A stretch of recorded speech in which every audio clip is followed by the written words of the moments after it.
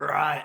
Hello, lads and lasses, and welcome back to Boys Down Under. And today, as you can see, we are back in front of the flag, and for one day and one day only before tomorrow's match against Everton. But we have some other things to discuss before that clash. Before we go any further though, if you guys are enjoying the content and you want to help support the channel, as a lot of you have done recently, you all know the very best way to do so is to click that like button and click that subscribe button, most importantly. But without further ado, let's get into it. So, Aaron Mooy, or as my dad likes to call him, Moisey. He's currently in Doha, which I believe is the capital of Qatar, or is just a city in Qatar. I don't know too much about Qatar, except they abuse human rights. Anyways, he's in the Socceroo'S camp, but certainly he was always going to be in the Socceroo'S camp. That's something we all knew, but what we didn't know is how he was going to fare at Celtic. And to be honest, he had a slow start. Now, as an Aussie, I have no shame in admitting that, and I'm sure Aaron will tell you the same thing. He had a slow start at Celtic, but I think even if you're still not keen on Aaron Mooy, like as a player, you can certainly admit and respect the fact that since his first match for Celtic, he's certainly improved a lot, gotten a lot, well, I wouldn't say a lot faster, but a lot tidier, a lot sharper on the ball as well. Now, with that, he also has seen a lot of game time, namely due to Callum McGregor's injury, but I would say he slotted in very nicely into the Celtic midfield. I think the combination of him, O'Reilly, and Rio Hatate has worked very well in a lot of league games. And while maybe for Celtic, bringing in Aaron Mooy 3 years ago would have benefited the club a lot more, this move still certainly has seen benefits reaped by both Celtic and Aaron respectively.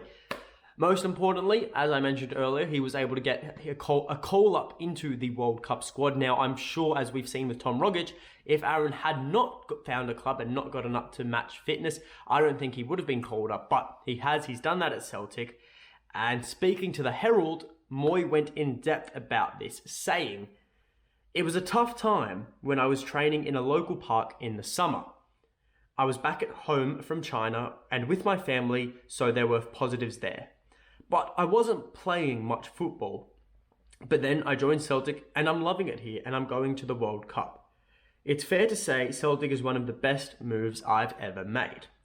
It's just an amazing club and the fans are incredible. It's a demanding club, but you want to be testing yourself in these kinds of situations. Playing for a big club is demanding. I just want to give my best. So I'm just trying to soak it all in as much as I can." So that is obviously a lot to take in, of course, but the key sentence there is, it's fair to say Celtic is one of the best moves I've ever made. And just imagine, Aaron, you had made that move to Celtic instead of going to China 3 years ago. Albeit, everything happens for a reason. If he didn't go to China, would he have come to Celtic at all? Who bloody knows? But with Callum McGregor returning after the international break, there's a good chance we will see a lot less Moisey magic. But what is more interesting is not how much game time he will get, but rather if Celtic will renew his contract. Remember, he is only here on a 1-year deal, but it is a rotating 1-year deal, so we can renew it as many times as we wish. But will that one extra year be just too much for Aaron Mooy? Will he be surplus to requirements for Ange? Or will Ange be able to get one last little bit out of him? Because we have to remember, the 2023-24 season, Aaron Mooy will be 33 for the majority of that season. So he is kicking on. And while he isn't the fastest player, he does certainly fill a void, as I mentioned earlier, but he isn't someone you'd entrust to start week in, week out at a club like Celtic if there are no better options. What do you guys think? Let me know in the comments below if you think we should renew Aaron Mooy's contract and if you think he deserves it, or if it's time to politely move him on. Let me know, but don't let me know just yet. Let's wait till the end of the video because we've got to move on to the second part, and we are talking about transfers. Now, it is no secret that Celtic will be back in the market in January. Yuki Kobayashi, the Japanese defender, centre-back that is, does appear to be a done deal, which is great. But according to the Daily Record, Celtic are also in the market for both a striker and a right-back. Now, bringing in a striker, no surprise there for me. I think we could do with a bit of extra competition up top, certainly. Especially considering our woes in front of goal in a certain European competition and also in a certain international friendly competition which I won't say explicitly, but it rhymes with Lidney Looper Lup. But we have got a lot of woes up front. Just anywhere other than Scotland, we just don't seem to be able to hit the back of the net. And also in Scotland, in a European competition. So we do need another striker. That's what I'm getting at. We do need someone to bring competition, bring a bit of an extra clinical edge. Because while I do believe still right now between Kyogo and Giakoumakis is clear in terms of finishing prowess.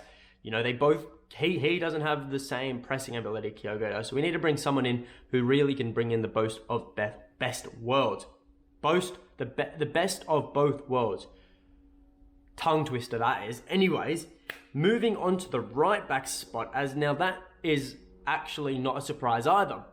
Because as we all know, earlier this week, Josip Juranovic, he was having contract talks with Celtic. They broke down, and yeah, there's a mutual feeling apparently, or as being reported around the club, that Josip will leave in the near future. Now, currently he is contracted until the 2026-27 season, so he is here. He is contracted for a lot more years, which means any way for him to be moved on is to bring in a reasonable transfer fee. Now, why do I think Josip will go? Well, as we know, there was heavy interest in the summer and legitimate interest for that too, not just the Daily Record making up reports, but legitimate actual interest in Josip Juranovic. Now, if he is to have a strong World Cup, I think it is almost certain we will see him go in January. But if he has a mediocre World Cup, it could happen in January, but I think it will be more likely at the end of the season. Now, looking at it, Josip, he's 27 years old. He's in the peak and the prime of his career. And I think Celtic realise that too. If we want to maximise our profits from him, then we should certainly sell him in the near future. We brought him in for 3.5 million or 2.5 million, one of those two fees. I think a sum of minimum at least 20 million pounds is suffice, because that is at least a $16.5 million profit. Although I do think we got him for 2.5 million, so it'd actually be an 8.5 million pound profit, which is really good. Great business from Celtic. Sustainable club, as we all know. Anyways, how does that leave the club in terms of the right back spot? Well, obviously we have Anthony Ralston, absolute behemoth Anthony Ralston. You know, I watched him at the training session. Those ladies behind me absolutely eye-boggling him, because he's just built like an absolute bodybuilder. But the finesse Juranovic brings and attacking prowess is an area that Ralston really does lack in.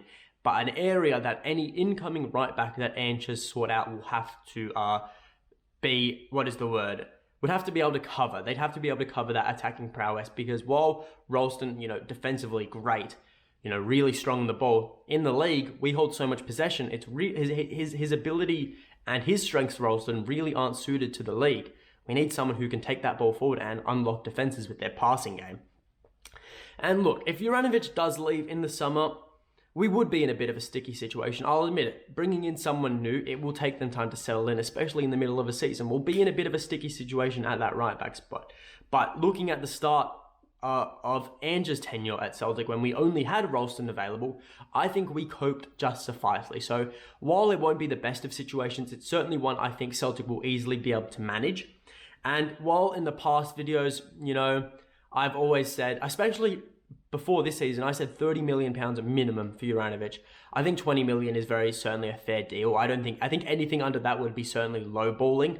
And if like a big Premier League club did come in with an offer of like £15 million, I don't see why the board would take that. You know, that's the opposite of maximizing our profits. That's more like just jumping on the first ship that has a ticket. I don't really know what to say, but I'm thinking £20 million minimum for Juranovic. Use that money.